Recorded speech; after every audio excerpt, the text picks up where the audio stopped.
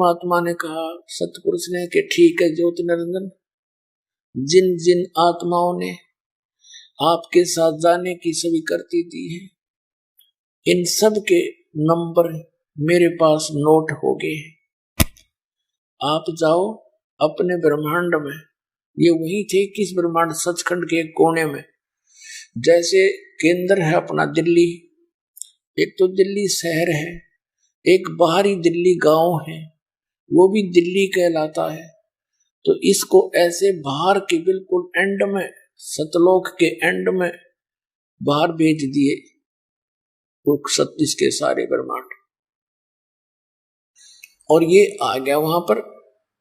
पीछे से परमात्मा ने, जिस आत्मा ने सबसे पहले स्वीकृति दी थी, उसका स्त्री बना दिया, एक युवा लड़की बना दिया। उसके स्त्री इंद्री नहीं लगाई, बाकी शेष अंग इंद्री स्त्री वाले बना दिए। और उसके अंदर हम सभी आत्माओं को बीज रूप में, सूक्ष्म रूप में अपने वचन से प्रवेश कर दिया। उसका नाम प्रकृति देवी रखा, उसको माया भी कहने लगे। तो इस प्रकृति देवी नाम रखा, आगे चल के ये दुर्गा कहलाई, देवी दुर्गा कहलाई। और इससे परमात्मा ने कहा, बेटी मैंने तुझे वचन शक्ति दे दी है, और सभी जीव जिन्होंने उसके पास जाने की, काल के पास जाने की स्वीकृति, सहमति व्यक्त की थी, उन सबको तेरे अंदर बेटा फीड कर दिया है। अब वचन से तू जितने जीव चाहेगी, और वो काल ज्योति निरंजन जितने जीव का है तो उत्पन्न कर सकती है, नर और मादा। और अब जाओ आप उस ज्योति निरंजन के लोक में। दुर्गा को यानी देवी को वहां भेजने के लिए अपने पुत्र सहजदास से कहा कि सहजदास जा अपनी बहन को ज्योति निरंजन के पास छोड़िया, और उसको बता देना कि जिन जिन आत्माओं ने तेरे साथ जाने के लिए सहमति व्यक्त की थी, सब इसके अंदर प्रवेश कर दिए, और ये लड़की को सब शक्ति दे दी है, जितने जीव तू कहेगा ये पर बना देगी, वचन से उत्पन्न कर देगी। ऐसा कहकर के सहजदास, जो उन सर्वप्रथम उत्पन्न 16 पुत्रों में से एक है, वो वापस आ गया। अब युवा होने के कारण लड़की का रंग रूप निखरा हुआ था। अपना आत्मा परमात्मा परीक्षा ले रहा था कि ये कितना नीचता पर आवेगा, ये यहाँ रखने योग्य है भी कि नहीं है।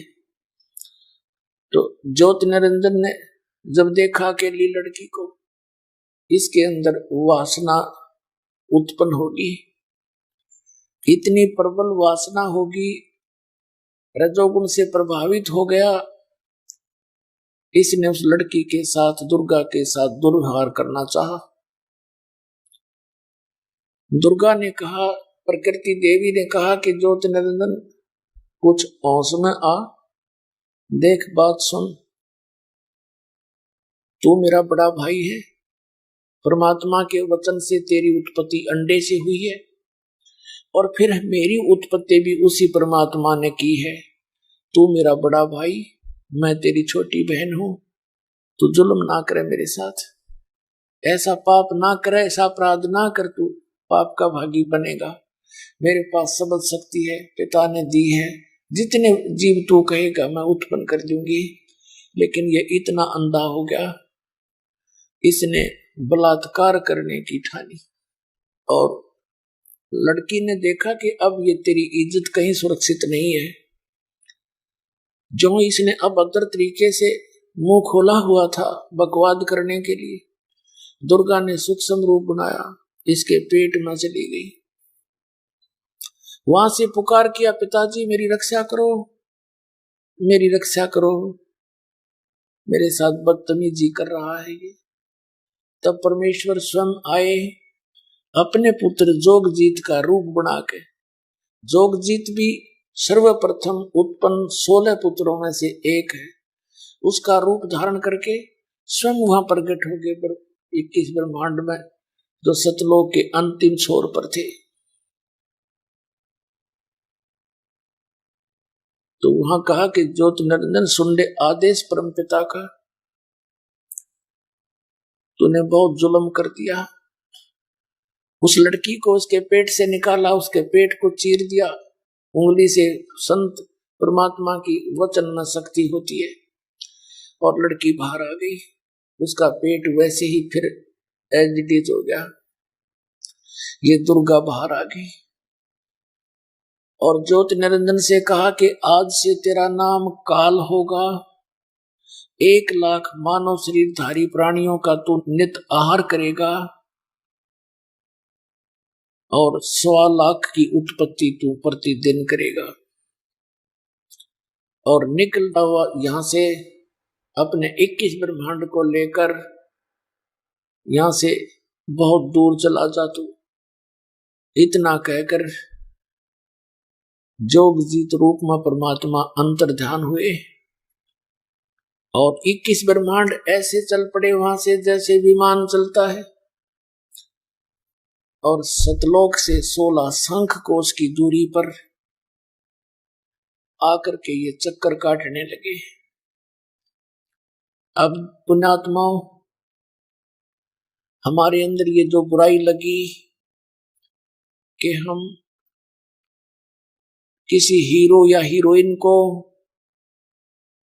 अभिनेता अभिनेत्री को देख करके वो अपनी रोजी रोटी के लिए चटक मटक कर रहे होते हैं और ये युवा बच्चे उन पर आसक्त हो जाते हैं और इतने आसक्त हो जाते हैं हटाए नहीं हटते। उनमें से कोई एक आ जावे बरवाला में, हिसार जिला के बरवाला शहर में, और देखो इन बच्चों की वहां कट हो जाएगा, कितनी भीड़ बन जाएगी। इतने दूर से देखेंगे 1 किलोमीटर से, वो खड़ा वो खड़ी, लेना एक न देने दो धक्के खान की, इनका बस की बात नहीं। ये बुराई हमारे वहां से लगी थी जब हम इस काल को देखकर आसक्त हुए थे। उसके बाद जैसे वृत्ति इस जीव की आज भी वही है क्या? कहीं एकांत में इकलौती लड़की को देखकर मन में बहुत प्रकार के दोष उत्पन्न हो जाते हैं। ठीक है, बुद्धिमान व्यक्ति अपने ऊंच नीच को सोचकर मन को थाम लेता है। दुष्ट टाइप के लोग वो अपराध कर ही डालते हैं। तो पुण्यात्माओं, उसके बाद जब काल ने कहा दुर्गा से कि अब मेरा कौन के बिगाड़ेगा, 21 ब्रह्मांड का मैं ही स्वामी हूं, जो मनमानी बात करूंगा, अब तू क्या करेगी? उसने फिर कोशिश की वही बदतमीजी करने की। दुर्गा ने इसको फिर से समझाया कि ज्योति निरंजन जुल्म ना करे। बात सुन, पहले तो तू मेरा बड़ा भाई, मैं तेरी बहन छोटी, और दूसरे में तेरे पेट से बाहर आई तेरी बेटी होगी, कम से कम पुत्री और बाप का नाता तो रख ले। इसने एक नहीं सुनी और अपनी वासना का शिकार होकर के दुर्गा को स्त्री इंद्रिय अपने नाखूनों से बनाई और गृहस्थी कर्म करके 3 पुत्रों की उत्पत्ति की।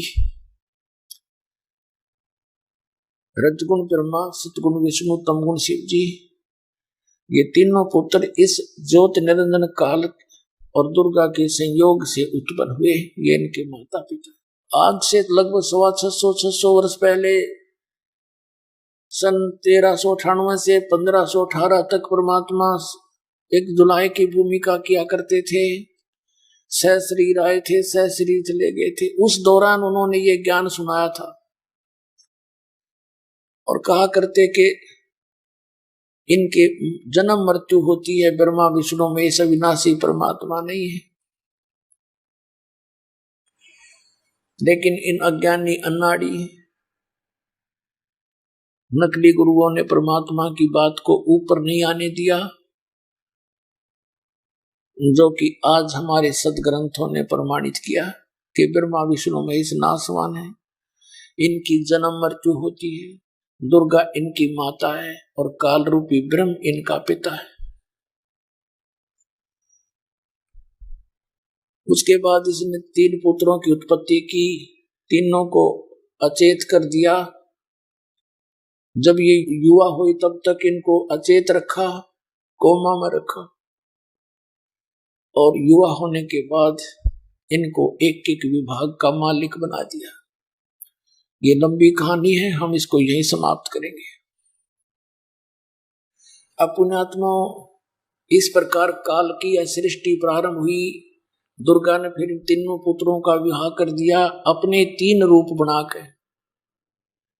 दुर्गा ने अपने 3 रूप बनाए, समुद्र में छुप गई, इनको सागर मंथन पर भेजा। 3 लड़कियां निकली, एक का नाम सावित्री रख दिया, ब्रह्मा के से विवाह कर दिया। दूसरी का लक्ष्मी नाम रखा, विष्णु से विवाह कर दिया। तीसरी का पार्वती नाम रखा, उमा का नाम रखा और शंकर जी से विवाह कर दिया। ये काल की सृष्टि प्रारंभ हुई ऐसे। और फिर आगे चल के हम ऐसे ही आगे कुछ दुर्गा ने अपने वचन से भी उत्पत्ति की, और आज हम ये संसार बस गया काल का। अब कुछ दिन के बाद हमें यहां बहुत कष्ट होने लगे। जो सुख हम वहां छोड़ आए उसका हमें आभास होने लगा। पुण्यात्माओं, जब तक लाइट बिजली रहती है तब तक बिजली का हम इतना मैं तो नहीं मानते, इतना ध्यान नहीं देते। और जब बिजली चली जाती है, कट लग जाता है घंटे 2 घंटे का, गर्मियों के दिनों में पसीना पसीना हो जाते हैं और बल्ब की तरफ देखते रहते हैं, कब आओगी बिजली, कब आओगी बिजली। तो इसी प्रकार जब तक हमें सुख था सतलोक में, हमने परवाह नहीं करी परम पिता के दिए हुए सुख की। और जब हमारी हुई दुर्गति शुरू, यहाँ फिर ढूंढते फिरे स्वर्ग में लगा वो सुख है। स्वर्ग में जाकर और बना दुख, अपनी पूंजी अपने पुण्य, और वहां एक होटल है वो स्वर्ग इस काल का बनाया हुआ, उस पर चार्ज लेता ही आपसे। आपकी भक्ति कमाई का ये 20% 10% इसने फिक्स कर रखा है। अलग अलग रेस्टोरेंट बना रखे, और आप वहां जैसे होटल के अंदर धनी व्यक्ति जाते हैं, वस्तुएं सब उपलब्ध होती हैं, घंटी बजाते ही सब व्यवस्था हो जाती है, लेकिन जेब खर्च खुद का लग रहा है। और तीसरे दिन 10,000 का बिल बना के दे देता हूँ, मालिक इतने डिपॉजिट किया था, अब सिर्फ 1,000 बैलेंस है और जमा करा, नहीं तो बिस्तर ठा। तो इसी प्रकार वहां आपकी पुण्य कमाई को नष्ट करवाता है। उसके बाद फिर आप सोचते हो जैसे कोई निर्धन है, सोचता है धनवान सुखी होगा। धनवान को सुख सपने में भी नहीं है, ये सत्य मान लेना आप। महादुखी होता है धनवान। और फिर धनवान सोचता है, क्योंकि वो दुखी है, वो सोचता है राजा लोग सुखी होंगे। राजा लोग तो लिए सुखी, उनका जिए जाना जिसे सुखी है। ये तो हमने नो देखे दूर के डोल सुहावने। राजा सोचता है कि ये स्वर्ग का राजा इंद्र सुखी होगा, और इंद्र को कोई सुख नहीं। उसकी हिस्ट्री उठाकर देखो इंद्र की, वहां केवल बकवादे हैं, लंबी चौड़ी व्यवस्था करता है। कभी कुछ हो जाता उसके राज्य में, कोई दूसरा तपस्या करके उसकी गद्दी प्राप्त करने योग्य साधना धर्म तप कर लेता है, तो उसको चिंता बनी रहती है कहीं तेरी गद्दी ना छिन जाए। कई बार देवताओं राक्षसों का युद्ध हो गया, इंद्र का राज छीन लिया, वो जाकर छुप गया कि तो दूर भूखा मरता फिरे, तो खाक सुख है इंद्र को, स्वर्ग के राजा को। तो पुण्यात्माओं, हम उस सुख की खोज में लगे हुए हैं असंख्य युगों के। और फिर कुत्ते गधे बना के छोड़ दिया, खाओ धक्के। अपने आत्मा हम इतना कष्ट सहन कर रहे और कभी भी मन में नहीं आती ये क्या जीवन है।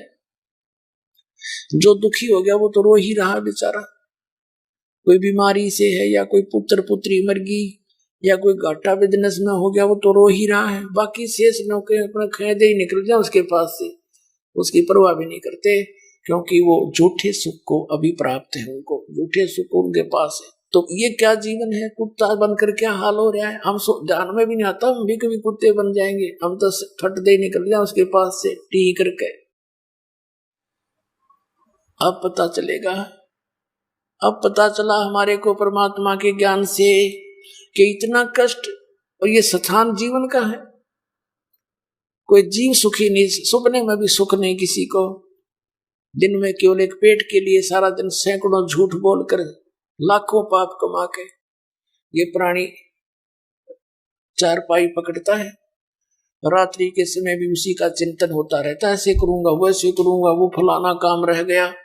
इतने में मृत्यु हो जाती है और फिर जिस जुगाड़ के जोड़न में सारा जीवन खो दिया वो यही रह गया, आप गधा बन के सैर सपट्टे कर रहे हैं।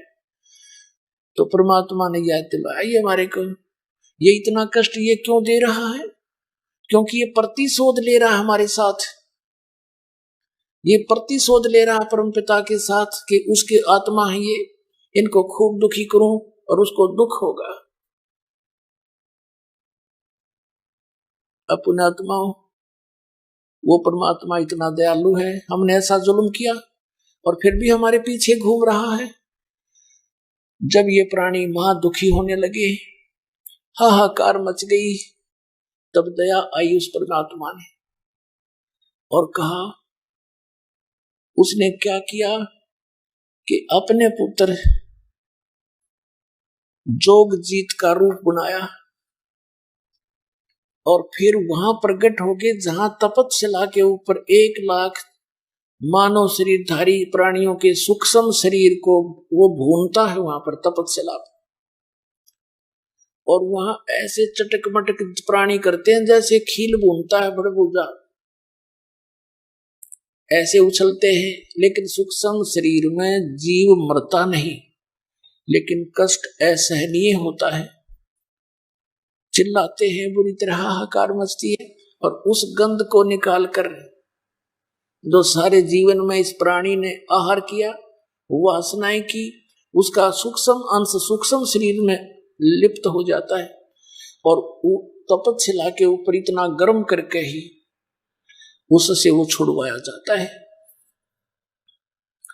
अब देखो आप, काजू किस्मत, सेब, संतरे, लाडू, जलेबी, हलवा, पूरी, कितना सुंदर खाद्य पदार्थ है, और फिर भी ये मन बकवाद करता है।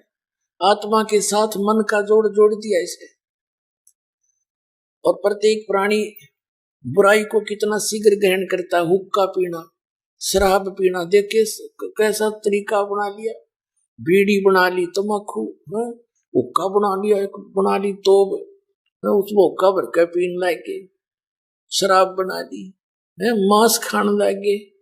ये क्यों खाते हैं? क्योंकि उसने अपना भोजन तैयार करवाना है आपके माध्यम से। जैसे चटपटे भोजन आप खाओगे, जैसे विकार करोगे, उतना ही ज्यादा इसको टेस्ट आता है, उसी के शरीर को अधिक समय तक भूनता है वहां पर। इसलिए ये सभी को चाहता है कि विकार करें और चटपटे आहार करें, हुक्का बीड़ी तम्बाकू शराब ड्रिंक करें। उसकी वासना फिर यह वहां निचोड़ता उस प्राणी को, तपस्या पर भून भून के उसमें से निकलेंगे उस मैल को, शोरबे को पी कर ये खुशी मनाता है। इसका आहार है और हमारी विरान माटी। तो वो परमात्मा दयालु सहज अपने पुत्र जोगजीत के रूप में वहां प्रकट हुए।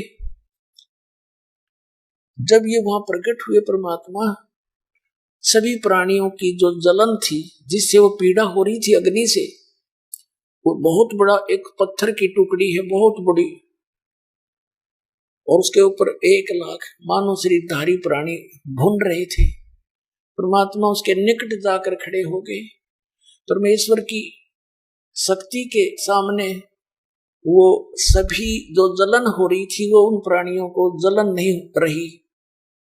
अग्नि की टुकड़ी, वो टुकड़ी जो की तो सुलग रही है, लेकिन उसकी आंच उन प्राणियों को लगना बंद होगी।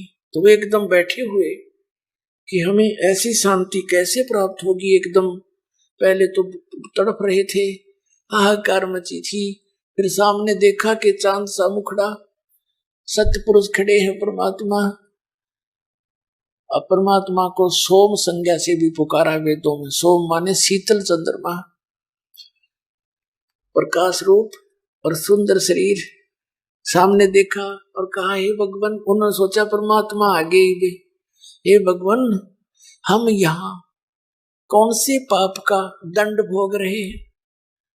क्योंकि वहां पर उन 1,00,000 प्राणियों में कोई गुरु भी होता है, कोई आचार्य भी होता है, मंडलेश्वर भी होते हैं और आम उनके शिष्य भी होते हैं, आम प्राणी भी होते हैं। तो वहां उनको पता लग जाता कि ये क्या सांग हो रहा है। वो विद्वान पुरुष, उनको जिन्होंने शास्त्र पढ़े हुए थे कि इंसान अपने कर्म का भोग भोगता है, ऊपर भी भोगता है, नीचे भी भोगता है। तो उन्होंने कहा कि हे परमात्मा, हम यहाँ कौन से पाप का दंड भोग रहे हैं? तो परमेश्वर ने, जो अपने पुत्र जोगजीत के रूप में खड़ा था, कहा कि ये जो दंड तुम्हें मिल रहा है ये इस यहाँ का नहीं है। ये पाप तुमने सतलोक में किया था बच्चों। सारी सृष्टि रचना सुनाई परमात्मा ने कि तुम वहां रहा करते थे मेरे पास, वहां कोई दुख नहीं था, तुम इस काल के लोक में फंस गए हो। और भाई बच्चा, तुमने बड़ी भारी भूल करी थी। अब मैं तुम्हें याद दिलाने आया हूं, अब भी तुम मान लोगे मेरी बात। सबके सबको सतलोक ले जा सकता हूं, परंतु तुम अपनी इच्छा से फंस गए। यहां पर इच्छा रूपी खेलन आया, ताते सुख सागर नहीं पाया। अब इतनी बातें हो ही रही थी और वो कह रहे थे सभी प्राणी, हे भगवान हमें अक्षमा कर दो, हमसे भारी भूल बड़ी है, हम महाअपराधी हैं, हमारे लिए ये दुख भी कम है दाता, अब हमें ले चलो सतलोक में। परमात्मा ने कहा, ऐसे नहीं ले जा सकता। जब तुम जाए धरो जग नर देहा, तब तुम करना मेरे सत शब्द स्नेहा। जब तुम्हें कभी मनुष्य शरीर प्राप्त हो और मेरा कोई संत भक्त इस सतनाम का तुम्हें ज्ञान करावे, उस नाम को, सतनाम को प्राप्त कर लेना। उसकी भक्ति की शक्ति से तुम यहाँ आ सकते हो। अब तुम्हारी बैटरी डिस्चार्ज हो चुकी है। जिन पुण्यों से युक्त तुम सतलोक से आए थे, अब वो पुण्य तुम्हारे रहे नहीं।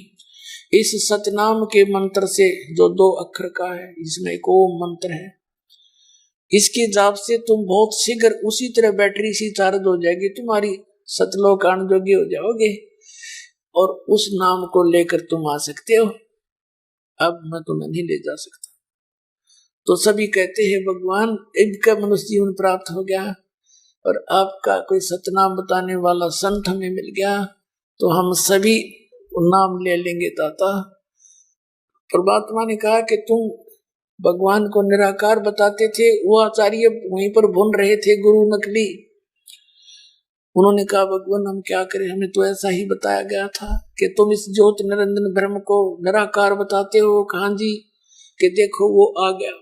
इतने में वो ज्योत निरंजन आया, वहां पर अपनी रसोई में आहार करने के लिए उसने समय फिक्स कर रखा है कि इतनी देर में ये भुनकर, और सभी वहां से जा चुके होंगे ऑटोमेटिक। लेकिन परमात्मा ने उसका ऑटोमेटिक सिस्टम फेल कर दिया और वहां स्वयं भी खड़े हैं और वो भी आ रहा कि देखो वो आने लग रहा तुम्हारा काल भगवान, जिसको तुम ब्रह्म कहते हो, ब्रह्मा विष्णु महेश का पिता, वो आ रहा सामने। इसने प्रतिज्ञा की है कि मैं कभी किसी के सामने अपने यथार्थ रूप में नहीं आऊंगा। गीता जी अध्याय नंबर 7 के श्लोक नंबर 24 और 25 में ये अर्जुन से कह रहा है कि मूर्ख जन समुदाय मुझ व्यक्त को व्यक्तिम आपनम मन्नते, मैं अपनी योग माया से छुपा रहता हूँ, कभी किसी के समक्ष नहीं आता। ये मूर्ख जन समुदाय मुझे कृष्ण मान रहा होगा, आई एम नॉट कृष्ण। तो ये प्रतिज्ञा की है इसने, और दुर्गा को यहाँ का इंचार्ज बना दिया है कि तू संभाल, मेरे हुक्म से सब काम करती रहे, मेरा पता मत बताना किसी को, नहीं तो तेरी खैर नहीं। अब दुर्गा इससे डर कर सच्चाई कभी किसी को नहीं बताती। इसने अपने पुत्रों को भी सच्चाई नहीं बताई। उसने भी कहा कि तुम्हारा पिता तो निराकार है। अब परमेश्वर ने कहा कि तुम तो जाओ बच्चाई में, अब मेरी रिस्की होगी दो बात। अब ज्योति निरंजन काल ने देखा कि ये जोगजीत यहाँ फिर कैसे आ गया तेरे लोक में, वहां से तो इसने मुझे निकाला था। ये देखकर एकदम क्रोधित हो गया कि तू यहाँ किस लिए आ गया जोगजीत मेरे लोक में, ये मेरा स्थान है, तू कैसे आ गया। उसने फिर ध्यान आ गया काल ने कि कहीं कोई संदेशा लेकर तो नहीं आया परम पिता का, पिताजी का। उसने पूछा ज्योति निरंजन ने कि जोगजीत पिताजी का जो संदेश आदेश हो तो मुझे बता पहले, तू किस लिए आया है। तब जोगजीत रूप में परमेश्वर ने कहा कि सुन ले ज्योति निरंजन, आदेश तेरे पिता का, मेरे को भगवान ने भेजा है, पिताजी ने भेजा है, और मैं नीचे जाऊंगा तेरे 21 ब्रह्मांड के संसार में, और तूने नालायक कैसा जुल्म कर दिया। इनका ये स्वरूप था, कोई गधा बना रखा, कोई कुत्ता, कोई सुअर, ऐसा जुल्म कर दिया। किसी का हाथ कट गया, किसी की टांग कट गई, कोई अंधा हुआ पड़ा है, किसी को कैंसर हो रही है, कोई किसी बात से पीड़ित है, हाहाकार मचा रखा तूने। ऐसा जुल्म किया करते हैं, तेरे साथ आ भी गए थे तो ऐसा अन्याय करते हैं, ऐसा अत्याचार कर दिया तूने। मेरे को आदेश हुआ कि नीचे जाऊंगा और सबको बताऊंगा कि यू भगवान नहीं है ब्रह्म, तुम जिसको भगवान कहते हो, परमात्मा और है, उसका तूने नामो निशान मिटा दिया, अपने आप को तूने परमात्मा सिद्ध कर दिया, तुमसे ऊपर कोई और भगवान ही नहीं है। इस तरह का जोगजीत ने मारी डांट, जोगजीत रूप में परमात्मा ने। अब काल ने सोचा ये तो मेरा नाश करेगा, मेरी खेती उजाड़ेगा। एकदम नो बोला, खड़ा रह पहले मैं तुझे देखता हूं। एकदम इतना भयंकर रूप धारण करके जोगजीत तेरी अभी टीट भी दाबूंगा, मारूंगा तुझे मैं। परमात्मा ने अपनी प्यारी आत्मा धर्मदास जी को बताया, धर्मदास ये मेरे ऊपर ऐसे झपट्टा जैसे अभी मुझे खा जाएगा। धर्मदास परमात्मा ने पुण्यात्मा हमारे लिए संकेत किया ये कि मैंने सतनाम का जाप किया, उस 2 अक्षर के जाप मंत्र का, जो श्वास उश्वास से जाप किया करते हैं ना, किसी कैसी भी आपत्ति आप पर आ जावे, ऐसे आध्यात्मिक या कोई भी, तो श्वास का सिमरण शुरू कर दिया करते हैं, वो तुरंत टल जाएगी मेरी शक्ति से। तो मैंने वो सतनाम का जाप किया श्वास उश्वास का, और ऐसा गिरा जाकर के ये जैसे पक्षी के पंख कट जाते हैं, पड़ा पड़ा तड़पता है, वो उठ नहीं सकता, उड़ नहीं सकता। इतना भयभीत हो गया, इतना डर गया, यो पाताल में जाके गिरा, और वहां से लाश को पकड़ के मैं चल वही बात करेंगे। फिर इसको ऊपर लाश की 21वें ब्रह्मांड में सारा कापा खड़ा खड़ा ये, और फिर इसने देखा कि तेरा तो नाश हो जाएगा। जे आज जोग जोग जितनी चला गया, सतयुग के फर्स्ट सतयुग की बातें है, आधा को लिया था तो उसने सोचा तेरा तो सत्यानाश हो जाएगा और सभी प्राणियों को ये बता देगा और वो सब इसके गेल हो लेंगे। तब इसने चापलूसी का सहारा लिया, कहा कि हे भाई साहब, अब जब उसने देखा ना तेरी ताकत चला रही, चापलूसी पर आ गया, पैर पकड़ दिए, नीचे नीचे सरक के जो बोला तू मेरा बड़ा भाई, मैं तेरा छोटा भाई, मैं तो आपको बड़े भाई को मैं तो पिता के समान मानता हूं, और आप उसका संदेश लेकर आए हो तो आप में उन्हीं की पावर है। आप मुझे छोटा भाई जानकर क्षमा कर दो, बड़े तो अक्षमाशील होते हैं और छोटे तो गलतियां किया ही करते हैं। इसने ऐसी ऐसी अटपट करके और कहा भगवान मुझे एक वरदान दे दो, परमात्मा ने कहा बोल क्या मांगता है। नो नहीं, वचनबद्ध हो जाओ, मेरे यहाँ कुछ त्रुटि है, कुछ लोक में कमी है, वह पूरी कर दो। परमात्मा ने कहा अच्छा भाई मैं वचनबद्ध हो गया हूं, बोल क्या मांगता है। तब इसने क्या कहा कि हे भगवान, हे जोगजीत, 3 युगों में जीव थोड़े ले जाना, सतयुग त्रेता द्वापर में कम जीव ले जाना, और कलयुग में चाहे कितने जीव ले जाना। और एक काम और करना, आप अपना ज्ञान दे करके, अपनी ओर करके, और अपना मंत्र जाप दे करके आप अपना ले जाना, बलपूर्वक ना ले जाना, जबरदस्ती ना करना। परमात्मा ने कहा ठीक है, हम ऐसे ही करेंगे। इसने 1-2 और प्रार्थना की, वो यहां बताऊंगा तो लंबा विस्तार बन जाएगा, वो फिर कभी समय आने पर बताएंगे। जब इसने देखा काल ने कि सब वचनबद्ध होकर के, और इसने स्वीकृति दे दी जोगजीत ने, उसी समय अपनी वास्तविकता पर आ गया और कहने लगा जोगजीत, जब तुम कलयुग में आओगे ना, तब तक तो इन प्राणियों को इतना कंडम कर दूंगा, भक्ति योग्य नहीं छोड़ू कलयुग में, सब जीव विकारी कर दूंगा, और मंदिर मस्जिद ये देवताओं की पूजा पर आरूढ़ कर दूंगा, भूत प्रेत पितरों की पूजा करवाना शुरू कर दूंगा, और तीर्थ धाम बनवा दूंगा। और तुम जब आओगे कलयुग के बीच में, उस समय जीव तुम्हारा कोई कहा भी नहीं मानेगा, और हमारी ओर होकर बात बखानेगा, विवाद किया करेगा तुम्हारे साथ। बहुत अच्छा काल। क्या कहा कि कलयुग के अंदर 12 पंथ करो मैं साजा, नाम तुम्हारा ले करूं आवाजा, और अनेक पंथ चलाऊं यावत जीवों को भरमाऊं, जाओ जोग जीत संसारा, जीव न माने कहा तुम्हारा, जीव तुम्हारा कहा न माने, हमारी ओर हो बात बखाने। अपने आत्मा 600 वर्ष पहले परमात्मा ने धर्मदास जी को बताया था। आदरणीय धर्मदास साहिब जी ने पूछा था, ये परमात्मा आपने फिर कैसे दया करी हम नालायकों के ऊपर, हमने तो महान गलती कर रखी है। तो बताया कि मैं ऐसे ऐसे आया क्योंकि तुम मेरी आत्मा हो, और ये तुम्हें सताकर मुझसे प्रतिशोध ले रहा है। बेटा तुम नहीं समझ सकते ना, ये जीवन है, क्या हाल कर रखा तुम्हारा, कोई जीव सुखी नहीं, सपने में भी चैन नहीं तुम्हारे को, तुम दुखी तो मैं दुखी हूँ। बच्चा जिसके बेटा बेटी दुखी हो, पिता माता कभी सुखी नहीं रह सकते। और तुम इतनी भांग पिए पड़े हो इस काल के नकली सुख की तरह, समझना आती। मैं असंख्यों बार आ लिया यहाँ पर, पल पल में आता हूँ, पल में चला जाता हूँ, और पता नहीं कितनी बार तुम्हें समझाता हूँ। इन्होंने काल की भांग पी रखी है। परमात्मा कहते हैं कबीर ये माया अटपटी, और सब गट आण अड़ी, और किस किस ने समझाऊं या कुएं भांग पड़ी।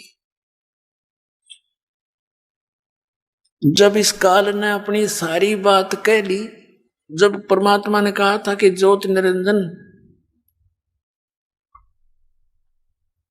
तू अपने सारे दाव लगा लिए, और जब कलयुग आवेगा तेरे सारे पेच काट दूंगा, तेरे सारे दाव काटूंगा मैं, और तू कर लिए जो करे। जब 5505 कलयुग बीत जाएगा, तब मैं अपना एक अंश भेजूंगा, और वो फिर तेरी सारी पोल खोल लेगा। अब आपको कबीर सागर से दिखाते हैं। ये देखिएगा कबीर सागर, ये है पवित्र कबीर सागर, संपूर्ण 11 भाग, खेमरा श्री कृष्ण दास प्रकाशन, मुंबई। और इसके ये देखिएगा, ये कबीर सागर, ज्ञान सागर, कबीर पंथी भारत पथिक, स्वामी युगलानंद बिहारी द्वारा पुरस्कृत। और ये मुद्रक एवं प्रकाशक है खेमरा श्री कृष्ण दास, अध्यक्ष श्री वेंकटेश वर्प्रेस, खेमरा श्री कृष्ण दास स्मारक, मुंबई। अब हम इसके सूक्ष्म बोध वेद में आते हैं। सूक्ष्म बोध में अब हम थोड़े से अपने काम की वस्तु लेंगे। यहाँ लिखा है सूक्ष्म वेद बोध, और प्रश्न नंबर ये 120 पे, यहां से शुरू किया कि ज्ञानी ये क्या कहता है कि ये सोरठा उल्टा पढ़ा जाता है। पुरुष जो दी नाराज मोहे, तुम हो करो बख्शीस, ज्ञानी पुरुष एक सम, यानी आप और भगवान एक ही हो। 16 में तुम ईस, इन 16 में तुम ही बड़े हो, स्वामी हो। अब यहां क्या कहते हैं, धर्मराय अश्विनती ठानी, मैं सेवक द्वितीय नहीं मानी। ज्ञानी विनती एक हमारा, सो ना करो मोर होए बिगाड़ा। पुरुष मोह के दीनो राजू, तुम हो देव होयम तब काजू। विनती एक करो तो हो दाता, दृढ़ कर जानो हमारी बाता। अब ये क्या बताता है, देखिएगा। अब ये क्या कहता है, कहा तुम्हारा जीव ना माने, और हमारी दिस भय बाद बिखाने, यानी हमारी दिशा में होकर के वाद विवाद करेंगे। मैं दृढ़ फंदा रसों बनाई, जा मैं जीव पड़ा उलझाई। वेद शास्त्र सुमन गुण गाना, पुत्र हमें 3 वेद प्रधाना। देवल देव पाषाण पुजाई, तीर्थ व्रत जब तप मन लाई। देवल माने मंदिर, देव ब्रह्मा विष्णु महेश, पाषाण ये पत्थर की मूर्तियां, तीर्थ आदि की पूजा, तीर्थ व्रत पर इनके, और जप नकली व्रत जप के मन ला दूंगा। यज्ञ होम और नियम आचारा, और अनेक फंद हम डारा। जो ज्ञानी जाओ संसारा, जीव न माने कहा तुम्हारा। अब परमात्मा उस जोग जीत के रूप में खड़े थे, उसको ज्ञानी भी बोल रहा था। विद्वान पुरुष, ये विद्वान पुरुष बेशक जा, ज्ञानी कहे सुनो धर्मराई, और काटो फंद जीव ले जाई। जेते फंद रची तुम बारी, सत शब्द से सकल बिडारी। इस सत नाम ते कहते सबका नाश कर दूंगा सत शब्द से। जी ही जीव को हम शब्द दृढ़ावे, फंद तुम्हारा सब है मुक्त है। जिस जीव को हम ये मंत्र दे देंगे, तेरे सब बंधन काट देगा वो मंत्र हमारा। अब यो निरंजन क्या बोला, निरंजन वचन यानी काल कहता है, सतयुग त्रेता द्वापर माही, तीनों युग जीव थोड़े जाही। चौथा युग जब कलयुग आई, तब तो सन जीव बहु जाई। ऐसा वचन हर मोय दीजे, तब संसार गमन तुम कीजे। अरे काल परपंच पसारा, तीनों युग जीव, ये ज्ञानी वचन यानी परमात्मा बोल रहे हैं अपने पुत्र जोगजीत रूप में। इसको ज्ञानी माने विद्वान पुरुष कह रहा है, जैसा वो कह रहा वैसा ही बोले जा रहा है। अरे काल परपंच पसारा, तीनों युग जीवन दुख डारा। बिनती तोरी लीन में मानी, मोह के ठगे काल अभिमानी। चौथा युग जब कलयुग आई, तब हम अपना अंश पठाई। वही कहते चौथा युग जब कलयुग आवेगा, तब मैं अपना अंश पठाऊंगा, भेजूंगा। और काल फंद छूटे तब नरलोई, छूटे नरलोई, सकल सृष्टि परवानिक होई। पूरी सृष्टि परवानिक माने सभी दीक्षित होंगे मेरे नाम का, सतनाम से वो सबको परवाना मिलेगा। कब घर घर देखो बोध विचारा, सतनाम सब ठोर उचारा। कहते हो सतनाम का सब ठोर उसका उच्चारण हो जाएगा, उस सब सतनाम का जाप किया करेंगे। और 5500 पाचा, तब ये वचन होगा सच्चा।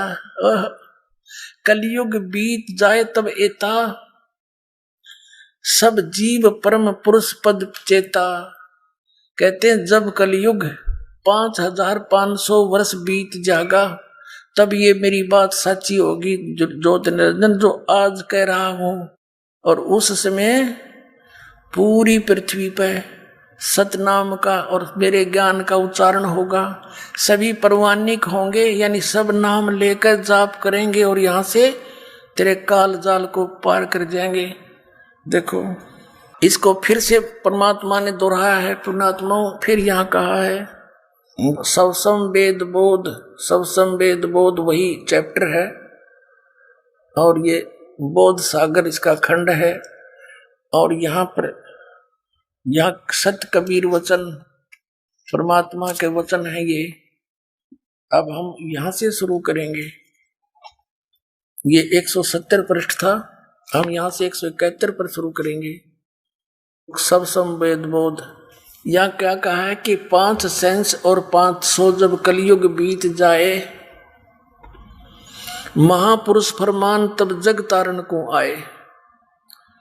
क्या बताया है कि जब कलयुग 5500 वर्ष बीत जाएगा, तब जैसे यहां परमात्मा ने कहा है ये इसी के 121 पृष्ठ पे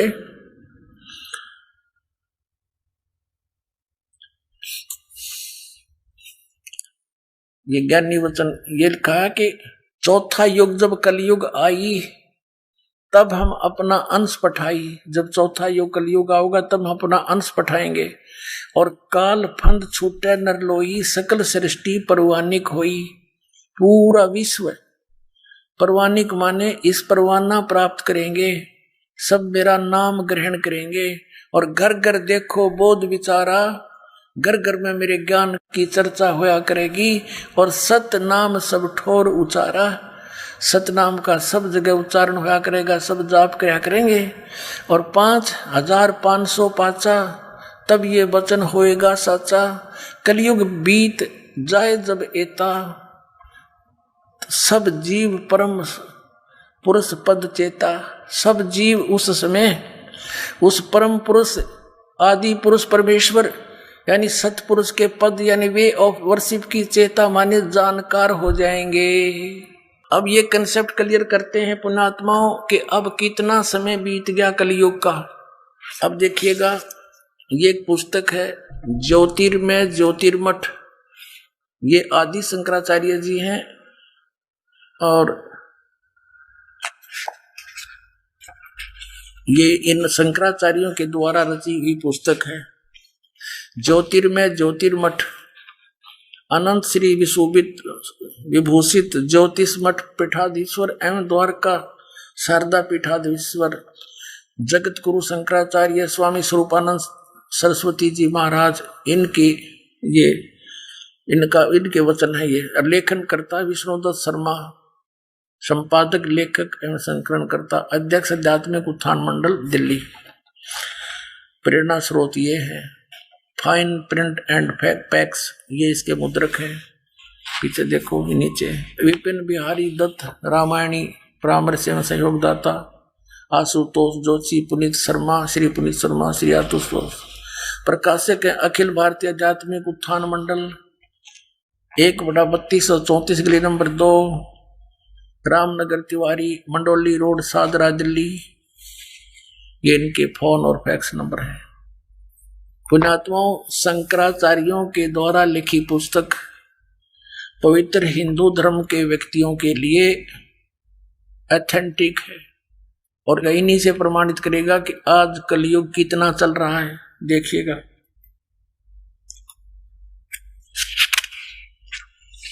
ये प्रश्न नंबर 11 पे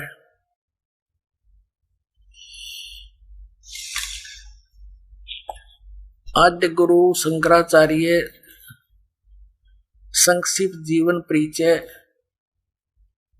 ये यहां पर देखना। लगभग 2500 वर्ष पूर्व शंकराचार्य का जन्म चरमराती अवस्था के युग में केरल प्रांत में पूर्णा नदी के तट पर ऐसे ऐसे हुआ। यहां लिखा है कि गुरु परंपरागत मठों के अनुसार उनका आविर्भाव काल, आविर्भाव माने जन्म, समय, काल माने समय, ईसा पूर्व 508 या 476 वर्ष माना जाता। ये लेखक थोड़ा अनजान था या नहीं लिखना था।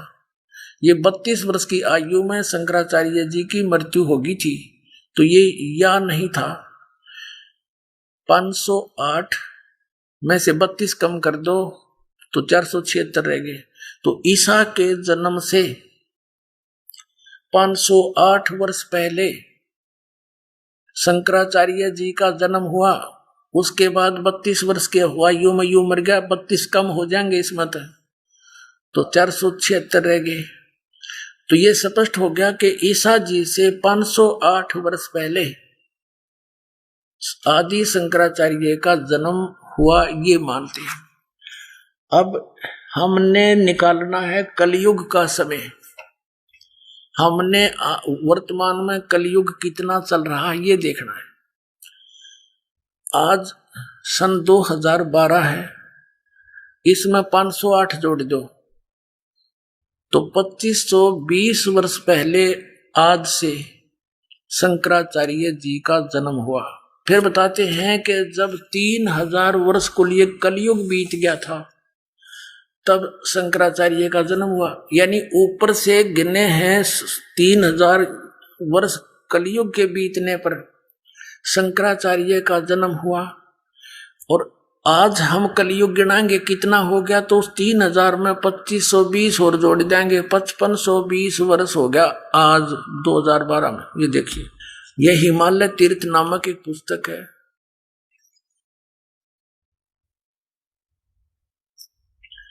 जेपी नंबूरी इसके लेखक हैं। उप मुख्य कार्य अधिकारी श्री बद्रीनाथ केदारनाथ मंदिर समिति, ट्रैक्स एंड टूर्स, कलकत्ता।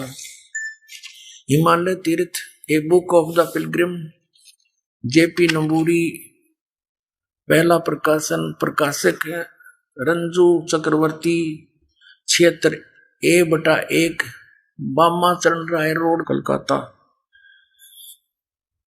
मुद्रक एंग्री प्रिंट सर्विसेज, कलकत्ता। अब इसके 42 पृष्ठ पर हम आते हैं। हिमालय तीर्थ ये पुस्तक है, 42 पृष्ठ। और यहां देखिएगा शंकराचार्य के जन्म के विषय में जानकारी। और ये इसका कोई शिव रहस्य नामक कोई पुस्तक है, ग्रंथ है, उसका ये संस्कृत में श्लोक है। इसका अनुवाद यहाँ किया है। कलयुग के 3000 वर्ष व्यतीत होने पर बौद्ध मीमांसकों के मत पर विजय प्राप्ति के लिए शंकर यति के रूप में आविर्भूत होंगे। जब कलयुग 3000 वर्ष व्यतीत होने पर शंकर आदि शंकराचार्य का जन्म हुआ। कलयुग के 3000 वर्ष बीत गए थे। तो अब जब शंकराचार्य जी का जन्म हुआ उस समय कलयुग 3000 वर्ष बीत चुका था। और इनका जन्म कब हुआ? आज से 2520 वर्ष पहले।